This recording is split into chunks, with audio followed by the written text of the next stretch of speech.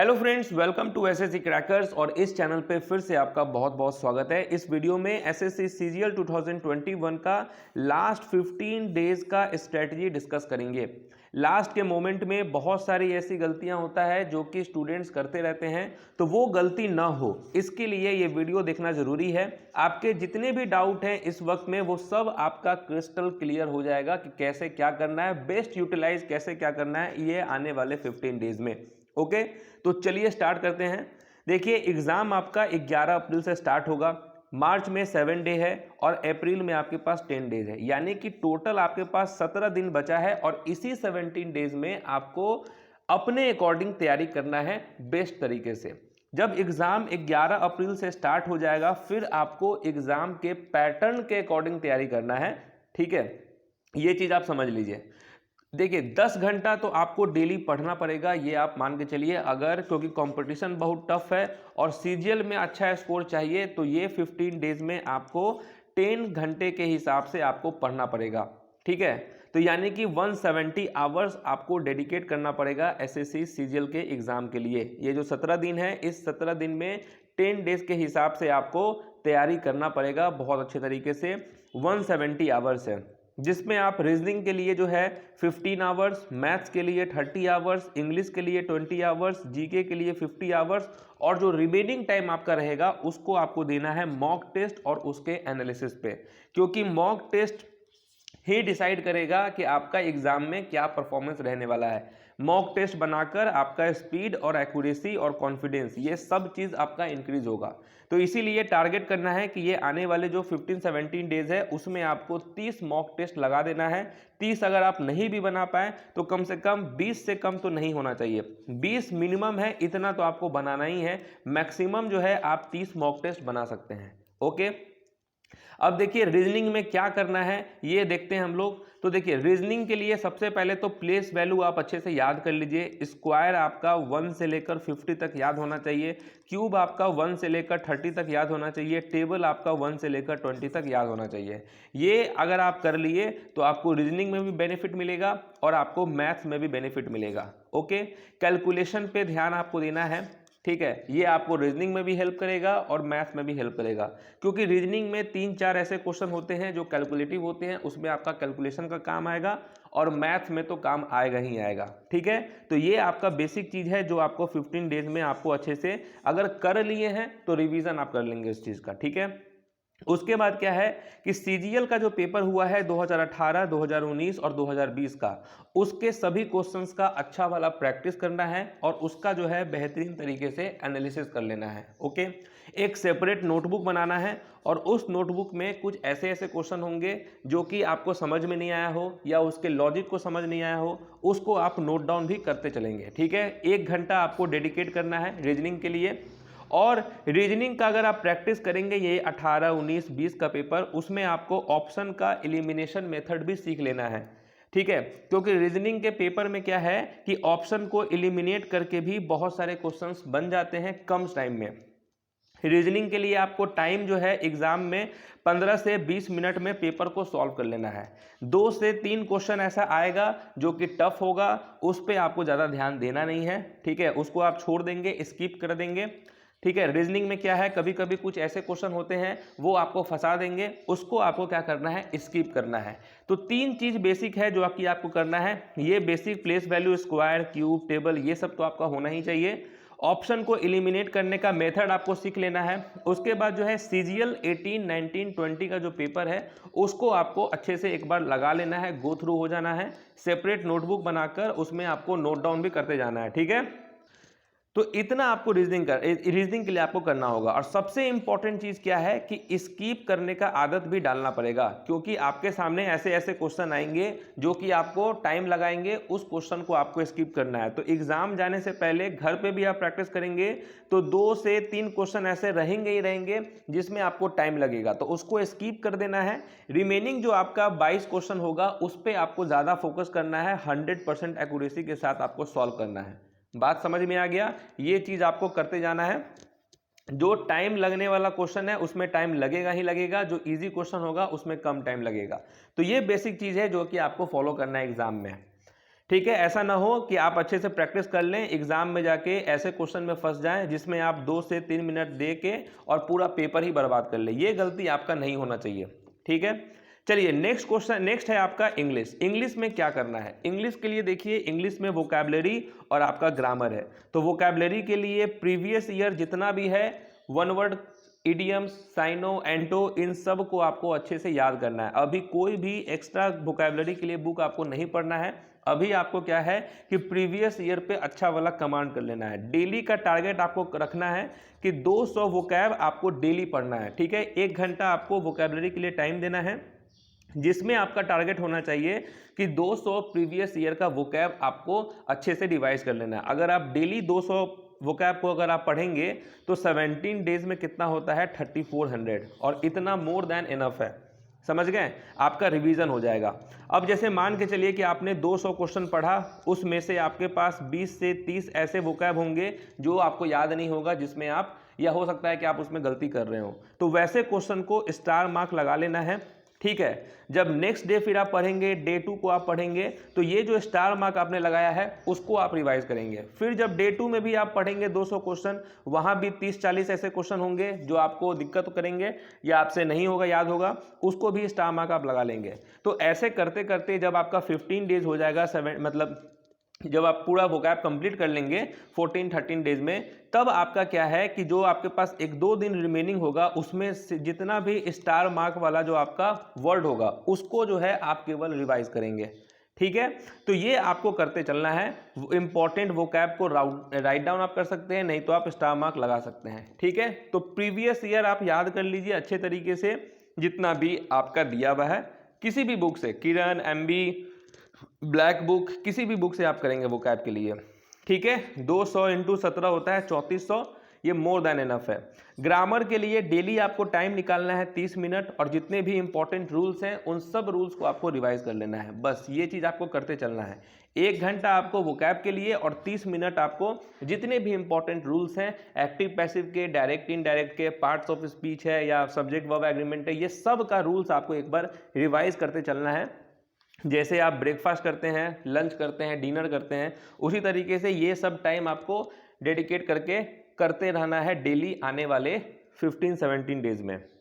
Next है कि maths के लिए आपको क्या करना है। मैथ्स के लिए देखिए, फार्मूला और थ्योरम के लिए आपको डेली 30 मिनट का रिवीजन टाइम निकालना पड़ेगा।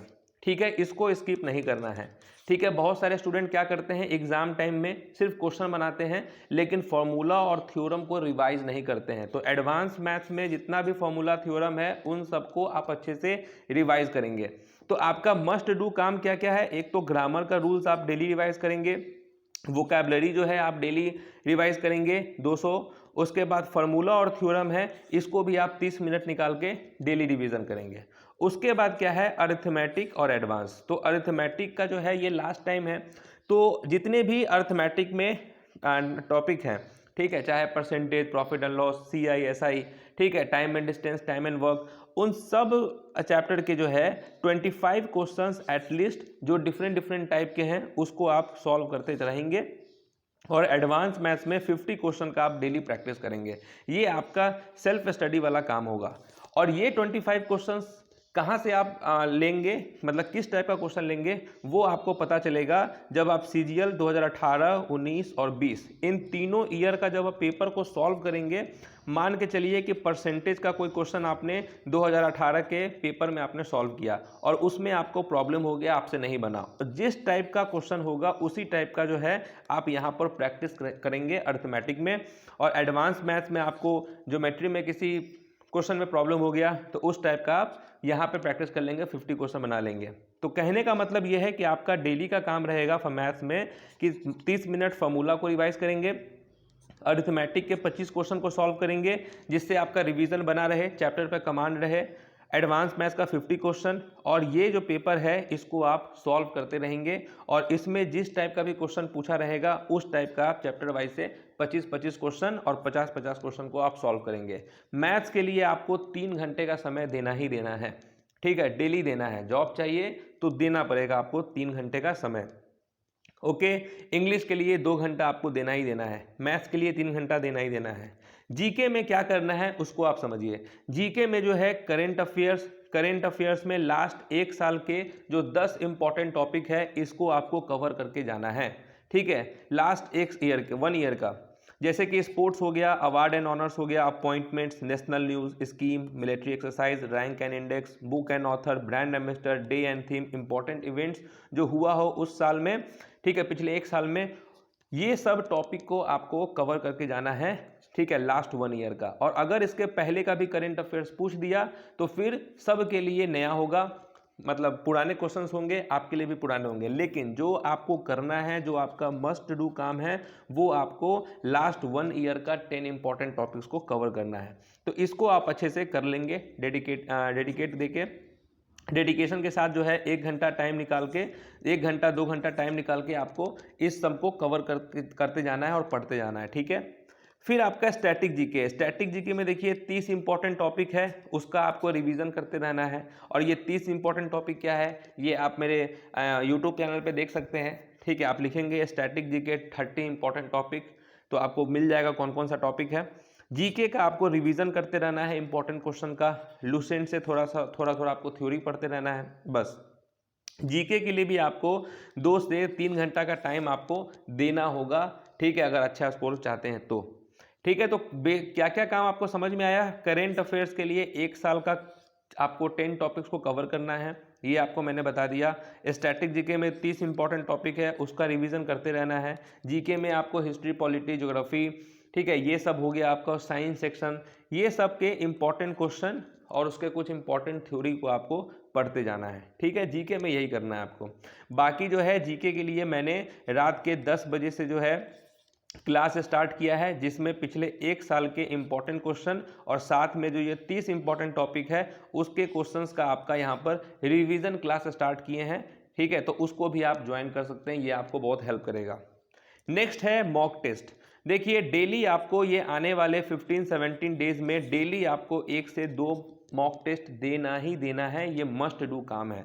अगर ये सब चीज़ आपने अच्छे से कर लिया है तो आपका काम बनता है कि आप मॉक टेस्ट जो है डेली 2 देंगे। और अगर जिन्होंने ये सब काम नहीं किया है जो मैंने प्रीवियस में बताया है तो वो डेली का 1 मॉक टेस्ट देंगे। बात समझ में आ गया। जो सब कुछ कर लिए हैं वो डेली का 2 सेट बनाएंगे, जो नहीं किए हैं उनको 1 मॉक टेस्ट बनाना है, और जो पिछले बताए हैं, जो पहले बताए हैं, वो सबको करते रहना है, ठीक है। और उसका एनालिसिस बहुत ही बेहतरीन तरीके से आपको करना है ये मॉक टेस्ट का। बात समझ में आया। डेली 1 से 2 मॉक टेस्ट बनाना है और उसका एनालिसिस करना है, क्योंकि यही एनालिसिस आपको हेल्प करेगा।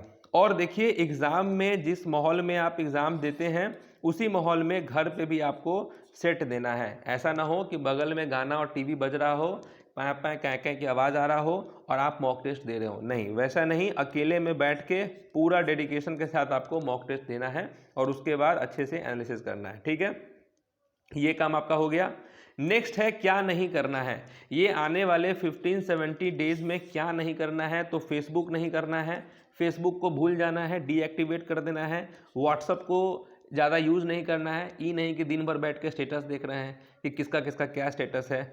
अगर स्टेटस देखेंगे तो आपका स्टेटस खराब हो जाएगा आने वाले टाइम पे, ठीक है। सोशल मीडिया से दूर रहना है, और अभी जीएफ बीएफ का खेल नहीं होना चाहिए, बाबू सोना मोना ये सब नहीं होना चाहिए ये आने वाले 15-17 डेज में, ठीक है। बाबू सोना का टाइम एग्ज़ाम के बाद, ठीक है, ओके। तो ये सब काम है आपको करना है। और अगर देखिए अब बहुत सारे स्टूडेंट सोच रहे होंगे कि इतना सब कुछ सर करने के लिए बोल रहे हैं तो इतना किए तो क्या होगा, इतना किए तो क्या होगा, वो आप देख लीजिए कि सीजीएल 2021 के टियर 1 के एग्जाम में आपका 160 से ज़्यादा मार्क्स आएगा, ये आप नोट कर लीजिए, ठीक है। नोट कर लीजिए कि 160 से ऊपर मार्क्स आएगा। अभी जिसका भी स्कोर 110-120 के बीच में आ रहा है, समझ गए, यानी कि आप मान के चलिए 100 से लेकर 120 के बीच का स्कोर है, उन सब का स्कोर 30 नंबर तक इंक्रीज हो जाएगा, 30 से 40 नंबर तक इंक्रीज हो जाएगा इतना कुछ करने पे, ठीक है। तो अगर आपने अब तक डेडिकेशन नहीं दिखाया है तो आने वाले 70 डेज में आप डेडिकेशन दिखाइए तो बहुत ही अच्छा कर जाएंगे, ठीक है। एक स्टोरी तो आपने सुना ही होगा कछुआ और खरगोश की। तो कछुआ क्या किया था, धीरे धीरे चल के रेस जीत लिया था, और खरगोश क्या किया था, लास्ट तक पहुंच के वो आराम करने लगा, लेकिन वो हार गया इस वजह से। ठीक है, तो अभी क्या होगा कि जो बच्चे बहुत अच्छे से तैयारी करते हुए आ रहे होंगे वो अभी लास्ट टाइम पे क्या करेंगे, रेस्ट करना का सोचेंगे कि बाबू सोना मोना कर ले या फेसबुक व्हाट्सअप कर ले, क्योंकि उनका तो तैयारी हो गया है। और कुछ ऐसे बच्चे होंगे जो धीरे धीरे चल रहे होंगे और अब जो ये लास्ट मोमेंट है इसमें वो रफ्तार पकड़ेंगे। तो जो बच्चा यहाँ रफ्तार पकड़ा वही एग्जाम को अच्छे से निकाल लेगा। ठीक है, चलिए, तो उम्मीद है कि बहुत सारा चीज़ आपको इस वीडियो को देखकर समझ में आया होगा। इसके बावजूद भी अगर आपको कुछ समझ में नहीं आया तो कमेंट आप करेंगे। बाकी सीजीएल के रिगार्डिंग बहुत सारे वीडियोस जो हैं हम बना रहे हैं और बनाते रहेंगे, एग्ज़ाम का एनालिसिस भी करते रहेंगे। ठीक है, तो आप इस चैनल पे ज्वाइन कर लीजिए। ओके, तो मिलते हैं आपसे नेक्स्ट वीडियो में, तब तक के लिए ऑल द बेस्ट।